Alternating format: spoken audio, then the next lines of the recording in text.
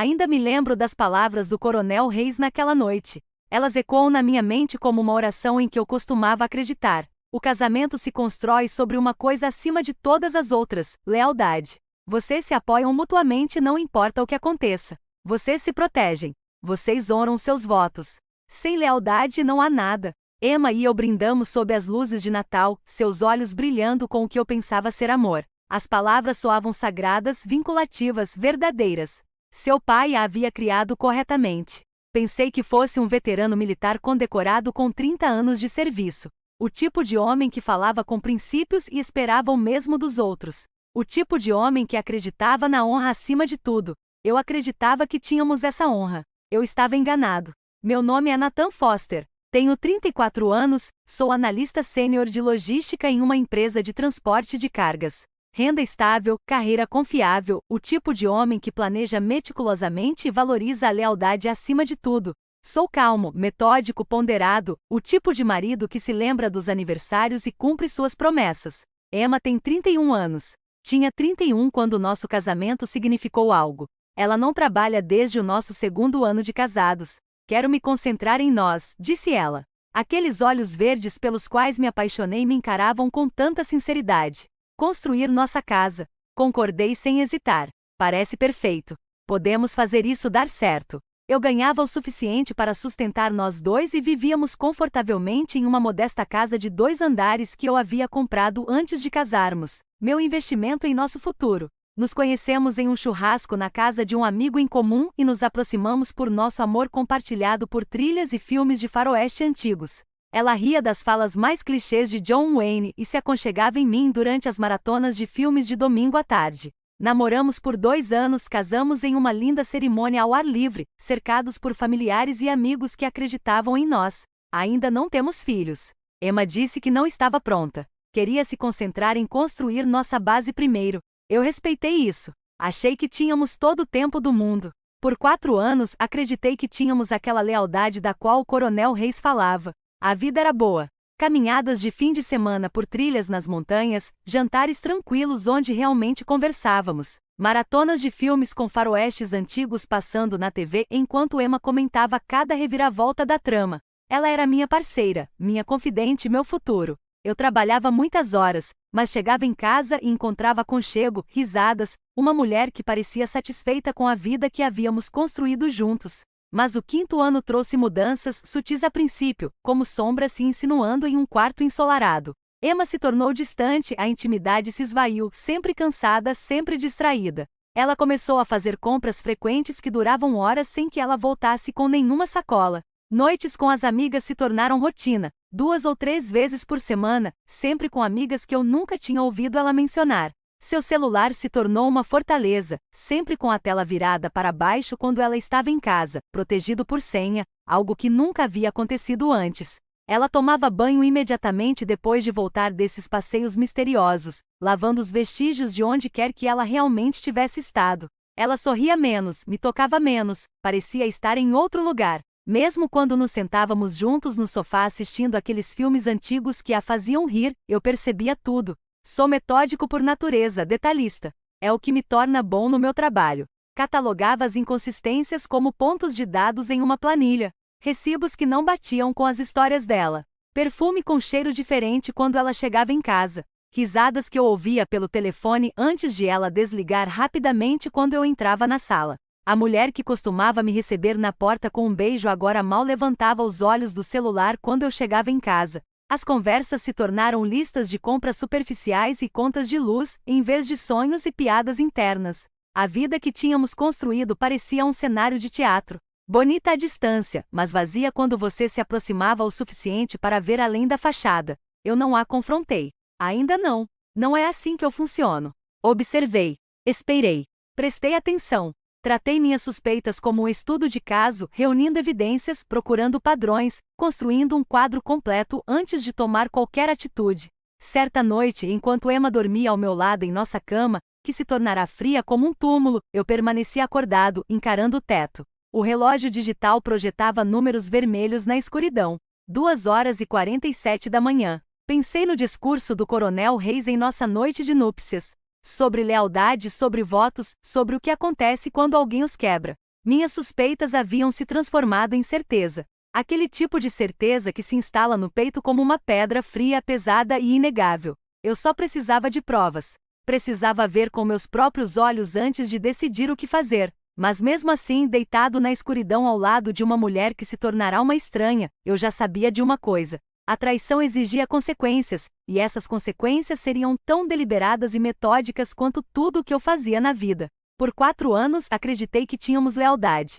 Eu estava errado. E quando descobri a verdade, já era tarde demais para ela. O telefone tocou às 15h47 de uma terça-feira. Lembro-me da hora exata porque tinha acabado de revisar os cronogramas de entrega da rota de Portland e sempre checava o relógio ao concluir tarefas, um hábito que se tornaria mais importante do que eu poderia imaginar. Número desconhecido.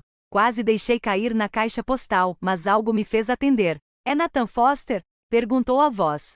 Era oficial, concisa, profissional daquele jeito que imediatamente deixa os nervos à flor da pele. "Sim. Quem é?" respondi. "Aqui é do Serviço de Emergência 911, senhor. Sua esposa, Emma Foster, foi baleada. Ela foi levada para o Mercy General Hospital. Seu estado é crítico. O senhor deve vir imediatamente." As palavras me atingiram como socos físicos. A planilha na tela do meu computador ficou embaçada. Minha cadeira pareceu inclinar para o lado. "Baleada. Como? Quem? O que aconteceu?" Gaguejei. "Explicaremos quando o senhor chegar. Por favor, venha ao hospital", respondeu a atendente. A ligação caiu. Encarei meu telefone. A tela ainda mostrava a duração da chamada. 47 segundos. 47 segundos para saber que sua esposa foi baleada. 47 segundos para o seu mundo inteiro mudar de eixo. Peguei minhas chaves com as mãos que forcei a permanecerem firmes.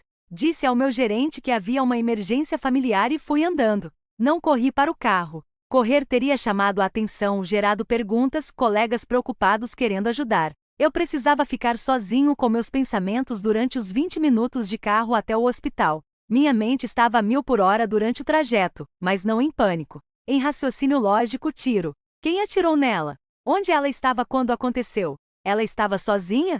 As perguntas formavam linhas ordenadas na minha cabeça. Esperando por respostas que, de alguma forma, eu sabia que mudariam tudo, entrei no estacionamento do hospital às 16h23. Estacionei na primeira vaga disponível e entrei pelas portas da emergência. O cheiro de antisséptico me atingiu imediatamente. Aquele odor universal de hospital, água sanitária, medo e as tragédias de outras pessoas. "Emma Foster, onde ela está?" perguntei à recepcionista, minha voz transmitindo exatamente o tom de urgência de um marido preocupado. Uma enfermeira me indicou uma sala de espera para familiares. Paredes bege, cadeiras desconfortáveis, o tipo de sala projetada para dar mais notícias. Os minutos se arrastavam como horas. Eu permanecia completamente imóvel, com as mãos cruzadas no colo, respirando calmamente, preparando-me para o que quer que viesse a seguir. O Dr. Rivera se aproximou na casa dos 40, ainda com o uniforme cirúrgico, os olhos exaustos de quem já tinha visto demais. Seu crachá indicava cirurgia de emergência. "Senhor Foster", chamou ele. Levantei-me. "Como ela está? O que aconteceu?" perguntei com urgência. "Sua esposa levou 3 tiros. No peito, abdômen e ombro. Ela está na sala de cirurgia agora. As próximas horas são críticas, mas ela está viva. Estamos fazendo tudo o que podemos", explicou ele. 3 vezes. Profissional, eficiente e minucioso. Senti minhas pernas fraquejarem, como era de se esperar. Deixei a confusão e o choque estampar em meu rosto como se estivesse ouvindo aquilo pela primeira vez. "Quem fez isso com ela?" perguntei, exigindo uma resposta. 2 policiais se aproximaram. O detetive Morgan, perto dos 40, com olhos penetrantes que não deixavam escapar nada, e o policial Davis, mais jovem, anotando tudo. Eles se moviam como pessoas que davam notícias que mudavam vidas profissionalmente.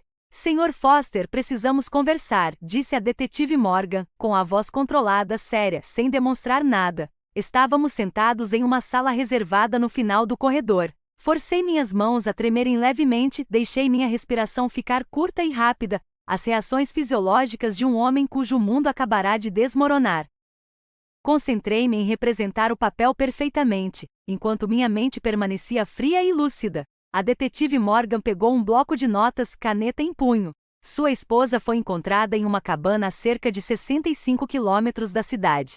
Recebemos um telefonema do coronel Richard Reis, seu sogro. Ele confessou ter atirado nela e em outra pessoa no local, explicou ela. Deixei meu rosto ficar completamente inexpressivo, a boca entreaberta como se as palavras não fizessem sentido. O quê? O coronel? Por que ele faria isso? Não entendo, eu disse com a confusão evidente em minha voz. Ele nos disse que descobriu que sua esposa estava tendo um caso. Ele os confrontou na cabana. Houve troca de tiros. O homem, identificado como Kyle Brennan, de 29 anos, foi morto no local. Sua esposa ficou gravemente ferida, acrescentou o policial Davis. Um silêncio pesado pairava na pequena sala.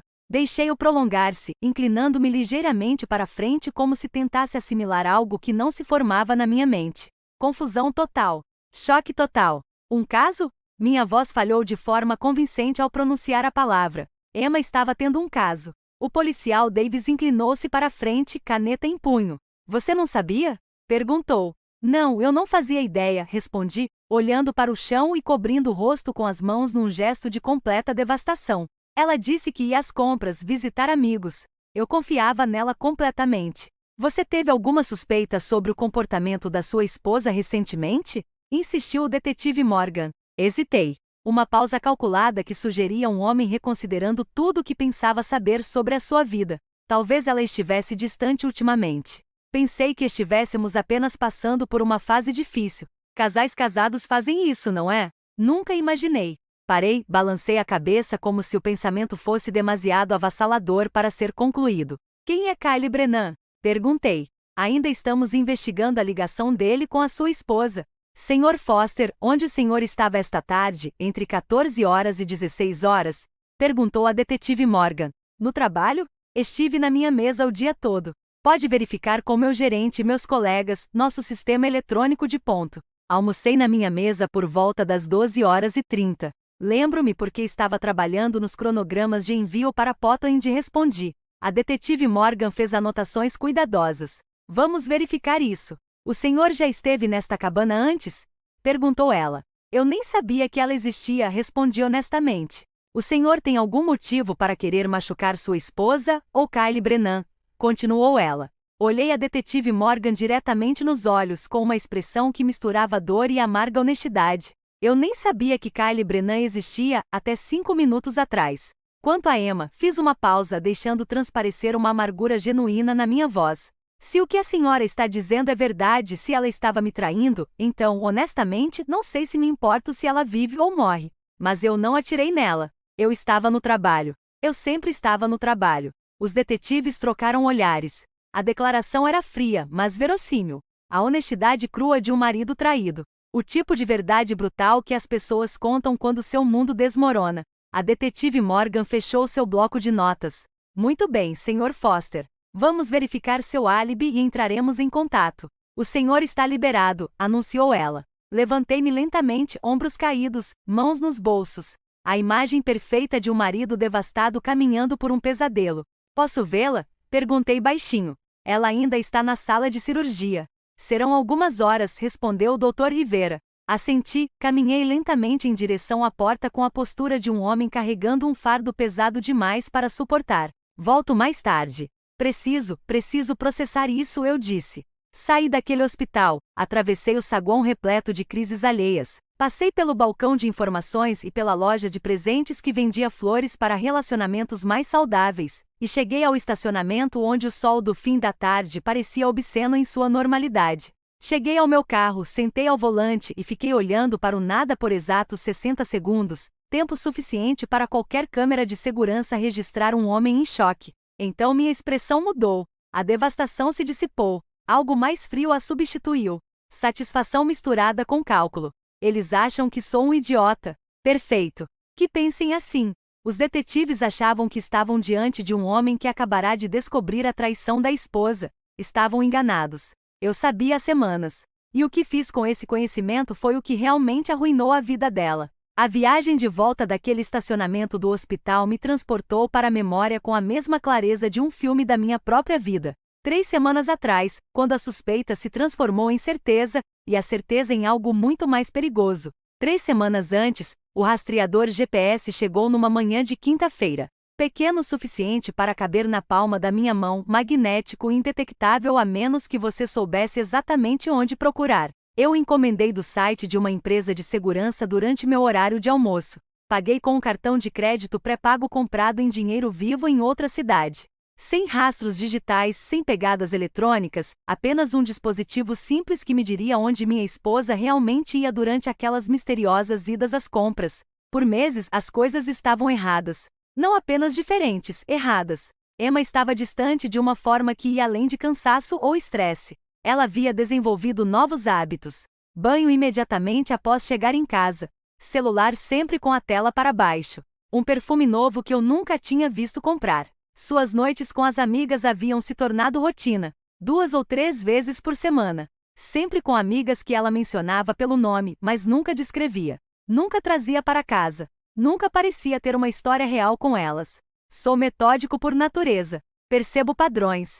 Coleto dados. E os dados estavam me contando uma história que eu não queria acreditar, mas não podia ignorar. A instalação do rastreador levou 15 segundos. Emma estava lá em cima tomando banho, outro novo hábito. Depois do almoço de quarta-feira com Sarah, fui até o carro dela na nossa garagem. Ajoelhei-me ao lado do para-choque traseiro e fixei o dispositivo magnético no local onde jamais seria encontrado. Minhas mãos não tremeram. Meus batimentos cardíacos permaneceram normais. Era apenas mais um problema para resolver, mais um sistema para analisar. Durante uma semana, monitorei seus movimentos no aplicativo de rastreamento durante o horário de trabalho. Supermercado, academia, cafeteria, tudo parecia normal. O rastro digital de Emma correspondia perfeitamente às suas atividades declaradas. Quase me senti aliviado. Talvez eu estivesse paranoico. Talvez a distância fosse apenas o estresse causado pelos problemas de saúde da mãe dela. Talvez o casamento tivesse seus altos e baixos naturais que eu não entendia. Então, numa tarde de quinta-feira, o carro dela percorreu 75 quilômetros para fora dos limites da cidade, adentrando uma área rural e florestal, longe de qualquer lugar que Emma tivesse mencionado visitar. As coordenadas de GPS mostravam o carro parado no que parecia ser um local isolado, a quilômetros da cidade mais próxima ou de qualquer estabelecimento comercial. Olhei para o meu relógio. 11h43. Meu horário de almoço era em 17 minutos. Avisei meu gerente que ia sair para almoçar. Entrei no carro e segui as coordenadas. A viagem foi surreal. A rodovia deu lugar a estradas rurais. As estradas rurais se estreitaram em trilhas de terra. A civilização desapareceu no meu retrovisor. Minha mente permaneceu em branco. Sem raiva ainda, sem conclusões, apenas um foco frio e metódico em coletar informações.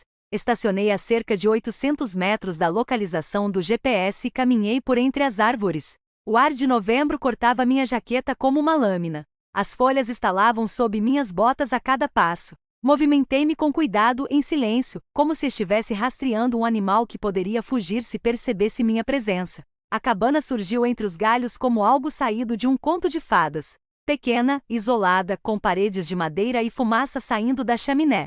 2 carros na estreita entrada, o sedã de Emma e uma caminhonete prateada que eu não reconheci. Aproximei-me pela lateral, mantendo-me abaixado, usando a densa vegetação como cobertura.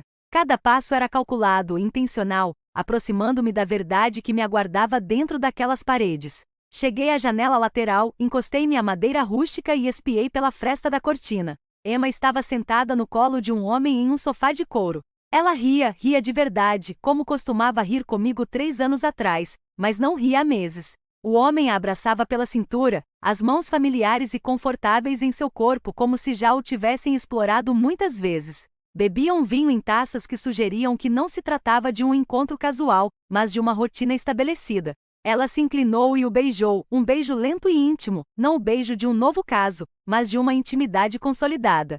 Suas mãos deslizavam pelos cabelos dele com uma familiaridade prática. Ele era mais jovem do que eu, talvez 28 ou 29 anos. Com aquele sorriso fácil que sugeria que nunca se preocupará com hipotecas, planos de aposentadoria ou qualquer uma das responsabilidades adultas que moldaram minha vida. Minha visão ficou turva, o sangue pulsava nos meus ouvidos como um tambor. Cada músculo do meu corpo se tensionou com uma raiva mal controlada que ameaçava explodir de maneiras que destruiriam tudo o que eu havia construído. Eu conseguia ver tudo com tanta clareza. Chutar a porta, arrastá-lo para fora pelo pescoço, espancá-lo até que seu rosto ficasse irreconhecível e minhas mãos estivessem quebradas, enquanto Emma gritava para eu parar. Mas isso significava prisão. Significava perder tudo.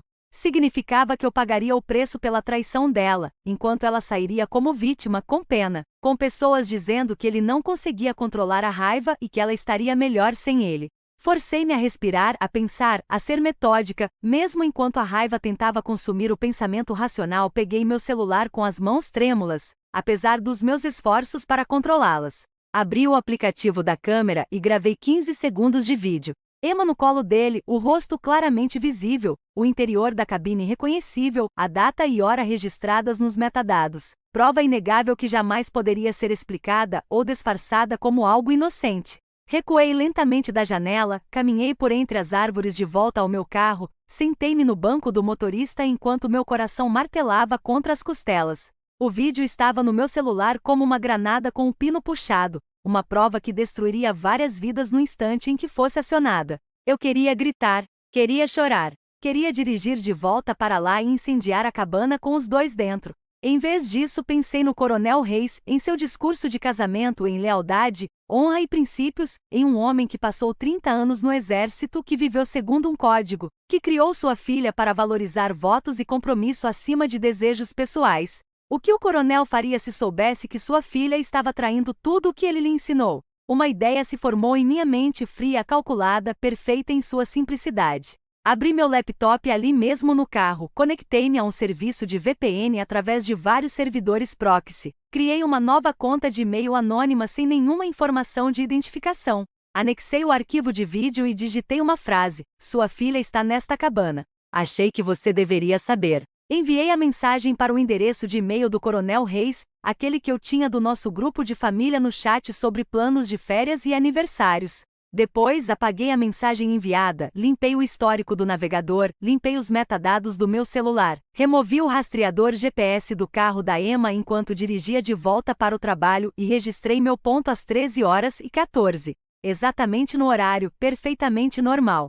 Troquei cumprimentos com os colegas, terminei meus relatórios da tarde, participei de uma reunião às 15 horas sobre atrasos nas entregas e saí às 17h03 como se nada tivesse acontecido. Como se eu não tivesse acabado de desencadear uma cadeia de eventos irreversível. Naquela noite, Emma chegou em casa às 20h47 com um leve cheiro de perfume que não era meu e sabonete que não era nosso. "Como foi seu dia?" perguntou ela, me dando um beijo na bochecha com lábios que haviam estado em outro homem horas antes. Igual a sempre, respondi, sorrindo naturalmente.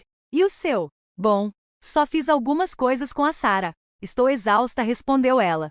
A mentira saía de sua boca com uma facilidade prática. Observei-a subir as escadas para tomar banho, lavando as evidências, destruindo provas, perpetuando a mentira que se tornará seu modo de operar padrão. Cada passo que ela dava parecia mais um prego em seu próprio caixão. Servi-me de um uísque, sentei-me no sofá e esperei pelo inevitável.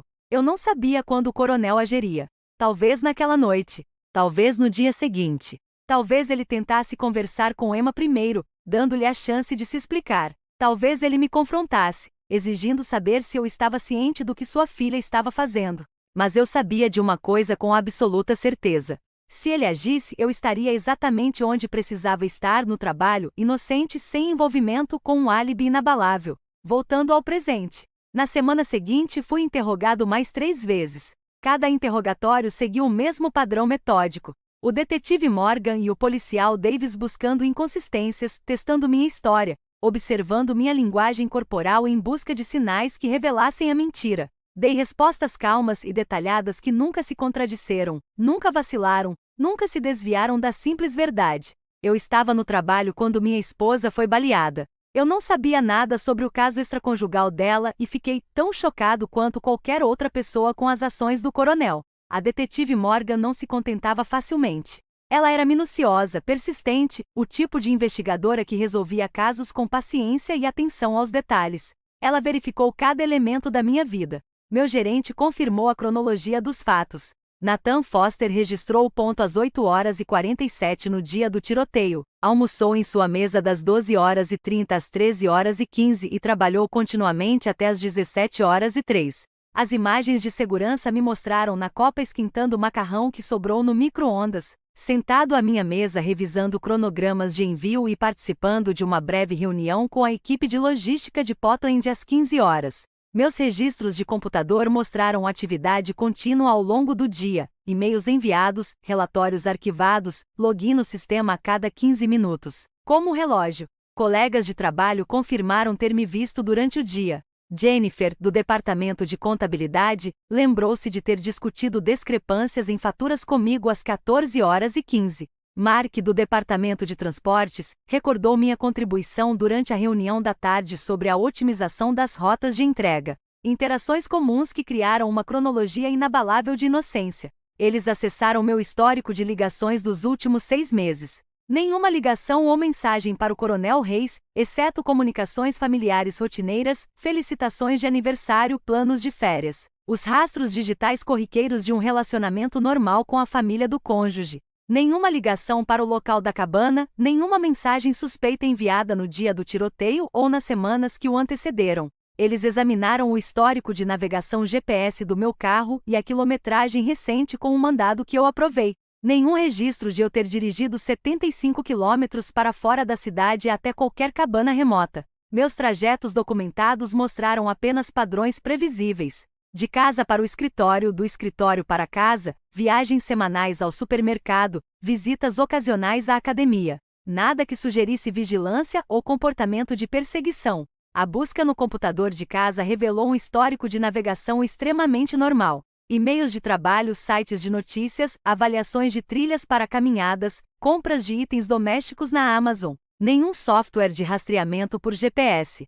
Nenhuma busca por informações sobre como contratar um assassino de aluguel ou como simular um acidente após um assassinato. Nenhuma pista digital que levasse a contas de e-mail anônimas ou servidores proxy. O e-mail anônimo enviado ao Coronel Reis tornou-se o foco central da investigação. A perícia forense digital rastreou a origem do e-mail até uma conta descartável criada por meio de um serviço VPN com múltiplas camadas de proxy.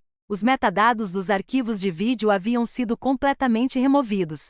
Nenhuma informação que identificasse o usuário que gravou o vídeo, quando foi gravado ou qual dispositivo o carregou. O rastro digital terminava em um labirinto de conexões criptografadas que não levavam a lugar nenhum. A detetive Morgan estava sentada à minha frente naquela mesma sala de conferências do hospital, para o que ela prometeu ser nossa entrevista final. Sua frustração era palpável, a compostura profissional começando a ruir. Senhor Foster, serei honesta com o senhor. Algo em toda essa situação não me parece certo. O momento é conveniente demais.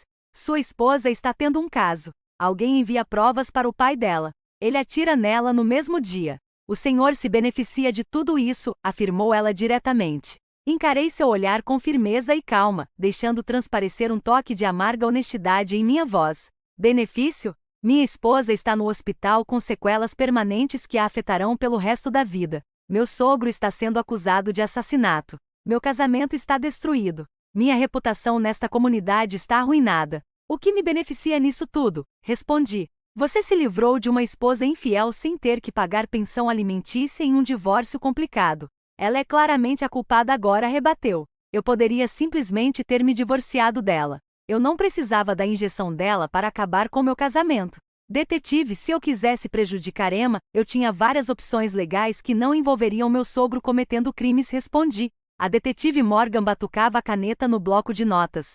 Um hábito nervoso que sugeria que a investigação não estava progredindo como ela esperava. Alguém sabia daquele caso e queria que o Coronel Reis descobrisse. Alguém com acesso àquela cabana. Alguém que pudesse documentar o que estava acontecendo lá. Quem faria uma coisa dessas? Insistiu.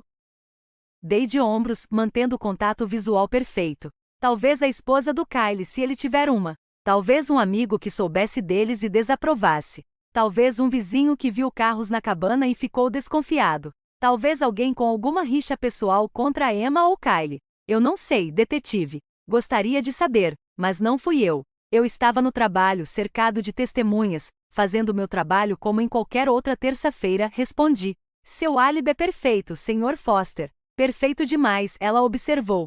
O senhor preferiria que eu fosse culpado de alguma coisa? Isso facilitaria seu trabalho? Perguntei. Eu preferiria a verdade, ela respondeu firmemente. Levantei-me lentamente abotoando meu paletó com movimentos deliberados. A verdade é que minha esposa traiu nossos votos matrimoniais com outro homem. O pai dela descobriu e foi confrontá-la. Ele trouxe uma arma e a usou. Esses são os fatos. Se meu álibi é perfeito demais ou apenas preciso, isso não muda o que realmente aconteceu, declarei. Saí daquela sala de reuniões sabendo que nunca mais seria interrogado. Sem provas físicas, sem lacunas na minha cronologia, sem qualquer conexão rastreável entre Nathan Foster e o e-mail anônimo que deu início a tudo, eu estava oficialmente fora de cena. Emma foi inocentada e retirada da lista de suspeitos. Sobreviveu por pouco. 2 meses no hospital pareceram uma eternidade de consequências se desenrolando em câmera lenta. 5 cirurgias para reparar os danos no peito, abdômen e ombro. Danos permanentes nos nervos do braço esquerdo que jamais cicatrizariam completamente. Cicatrizes que nunca desapareceriam, lembranças visíveis de escolhas e consequências, uma claudicação que meses de fisioterapia não conseguiram corrigir totalmente. Quando finalmente lhe disseram que Kyle Brennan havia morrido no local, 3 tiros no peito, morto antes da chegada dos paramédicos, ela desabou em soluços que duraram horas. O homem que ela pensava amar, o homem por quem ela arriscara tudo, havia partido para sempre por causa do que fizeram juntos. Disseram-lhe que seu pai confessou imediatamente, cooperou totalmente com a polícia, não demonstrou remorso por matar Kyle, mas profundo arrependimento por atirar na própria filha. Disseram-lhe que Nathan agora sabia de tudo sobre o caso, sobre a cabana, sobre os 8 meses de mentiras que ela contou enquanto o olhava nos olhos todos os dias. Quando recebeu alta do hospital, ela não pôde voltar para casa que compartilhou comigo. Eu não permitiria. Ela se mudou para a casa da mãe. Linda Reis, uma mulher que envelheceu 1 década e 2 meses, cuidava da filha traumatizada enquanto o marido aguardava julgamento em uma cela. Enviei os papéis do divórcio para o endereço de Linda 2 semanas após a alta de Emma. Limpo, simples, sem contestações. Sem pedidos de pensão alimentícia, porque Emma era claramente a culpada. Sem disputas pela divisão de bens, porque ela não tinha legitimidade para reivindicar nada. Sem batalhas pela guarda, porque não havia filhos para complicar as coisas. Emma assinou os papéis sem lê-los, sem lutar, sem exigir nada. Ela sabia o que tinha feito. Ela sabia. Eu sabia. Não havia mais nada pelo que lutar. O coronel Richard Reis foi acusado de homicídio em 2º grau por Kyle Brennan e tentativa de homicídio por Emma. Seu julgamento transcorreu com eficiência militar. Ele não contestou as acusações, não alegou legítima defesa, não tentou minimizar sua responsabilidade. Seu advogado argumentou crime passional, insanidade temporária desencadeada pela descoberta da traição da filha. Ele a havia ensinado. A promotoria apresentou o vídeo anônimo como prova do que o provocou, mas nunca conseguiu identificar quem o enviou ou por quê. O coronel depôs em seu uniforme de gala, com todas as medalhas e condecorações conquistadas ao longo de décadas de serviço honroso. Seu depoimento foi preciso, firme e devastador em sua honestidade. Recebi provas de que minha filha estava traindo seus votos matrimoniais. Fui até a cabana para confrontá-la. Eu os vi juntos fazendo o que o vídeo mostrava. Levei minha arma de serviço porque sou um soldado e soldados portam armas. Disparei essa arma. Matei Kyle Brennan. Quase matei minha filha. Errei ao fazer justiça com as próprias mãos. Assumo total responsabilidade por meus atos. Desonrei a mim mesmo, minha família e meus anos de serviço a este país, testemunhou ele. O júri deliberou por 3 horas e 14 minutos. Culpado em ambas as acusações. 20 anos de prisão. Sem possibilidade de liberdade condicional por 15 anos. Assisti à sentença, sentado na última fila, em silêncio e invisível. Quando o veredicto foi lido, o rosto do coronel não demonstrava nenhuma emoção, apenas a aceitação das consequências. Da mesma forma que ele acatou ordens ao longo de sua carreira militar, eu não senti nada além de reconhecimento. Estava tudo acabado. A justiça fora feita não pelas minhas mãos, mas pelas consequências naturais da traição encontrando a honra. O coronel fizera exatamente o que eu sabia que ele faria, agira de acordo com seus princípios, seu código. Sua crença inabalável de que lealdade e honra importavam mais do que conforto pessoal ou intrigas familiares. E eu estava exatamente onde precisava estar quando aconteceu, no trabalho, inocente sem envolvimento com um álibi incontestável. 1 ano após o tiroteio, estou sentado na varanda dos fundos em uma noite de sábado com uma cerveja gelada na mão, observando o pôr do sol pintar o céu em tons de laranja e roxo que pareceriam impossíveis 1 ano atrás. A casa está silenciosa, mais limpa do que esteve em anos, organizada exatamente do jeito que eu quero. Finalmente minha novamente em todos os sentidos que importam. Fui promovido no trabalho. Gerente sênior de operações. Aumento substancial.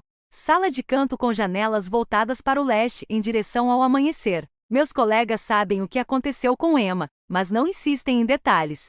Eles veem um homem que lidou com a tragédia com dignidade, que reconstruiu sua vida após a traição, que se porta com uma força serena. Respeitam minha privacidade e meu profissionalismo. Não me casei novamente, não namorei, nem sequer tentei. Talvez um dia eu esteja pronto para confiar em alguém novamente, para acreditar em parceria e futuros compartilhados, em tudo aquilo que eu costumava pensar que o casamento representava. Mas por enquanto, estou satisfeito com minha rotina, meu trabalho, minha vida cuidadosamente organizada que me pertence inteiramente.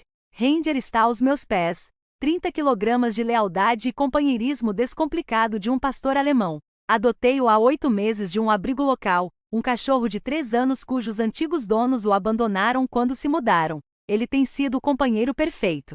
Protetor sem ser agressivo, independente sem ser distante, leal de maneiras que os humanos parecem incapazes de alcançar. Costumávamos dar longas caminhadas juntos à noite pelo bairro. Passávamos por casas cheias de famílias, risos e tudo aquilo que eu acreditava ter. Não sinto falta disso. Não da forma como era na realidade. Pelo menos, sinto falta do que eu pensava ter. A ilusão de parceria, a fantasia de lealdade mútua, a crença de que meu casamento significava algo real e permanente. Penso no Coronel Reis às vezes, especialmente durante essas horas tranquilas da noite, quando o mundo parece calmo e honesto. Um homem bom, honrado, disciplinado, alguém que vivia de acordo com princípios e esperava que os outros fizessem o mesmo. Ele não merecia 20 anos de prisão, mas fez sua escolha quando levou aquela arma de serviço para a cabana. Ele fez justiça com as próprias mãos, e as consequências não se curvam por honra ou boas intenções. Escrevi uma carta para ele há 6 meses, depois que o processo de apelação falhou e sua sentença se tornou definitiva. Simples, respeitosa, honesta. Coronel Reis, eu sei que o Senhor agiu para defender princípios que considera sagrados. Eu entendo por que o Senhor fez o que fez. Você me ensinou o verdadeiro significado de lealdade, e tenho tentado viver de acordo com esse princípio todos os dias desde o nosso casamento. Espero que você encontre paz, seja qual for o caminho que essa jornada lhe leve. Nathan nunca recebeu uma resposta. Não espere uma. O coronel provavelmente sabe ou suspeita de mais coisas do que jamais diria em voz alta, mas nos entendemos de maneiras que não exigem palavras ou reconhecimento. Emma ainda mora com a mãe, trabalha meio período em uma pequena livraria no centro da cidade, seguindo lentamente pela vida com sua bengala, suas cicatrizes e seus pesadelos. Linda Reis parece 20 anos mais velha agora, cuidando de uma filha que nunca se recuperará completamente enquanto visita o marido que provavelmente morrerá na prisão. Emma tentou entrar em contato mais uma vez. Há 3 meses, outra carta manuscrita chegou à minha caixa de correio. Queimei-a sem ler além da primeira linha. Não havia mais nada a dizer, nada a explicar, nada que pudesse mudar o que ela havia feito ou o que eu havia feito a respeito. Os pais de Kylie Brennan processaram o espólio de Emma por homicídio culposo. Ela não tinha nada para lhes dar, nenhum bem, nenhuma poupança, apenas dívidas médicas e danos físicos, e as ruínas de uma vida que ela destruiu com suas próprias escolhas.